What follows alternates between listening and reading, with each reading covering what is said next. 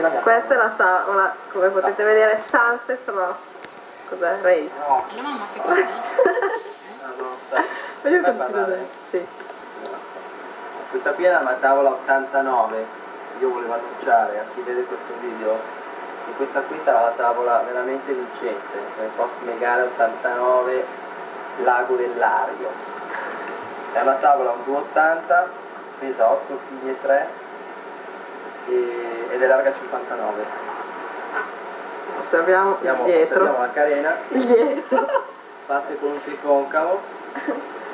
Inquadriamo il primo piano di che cosa?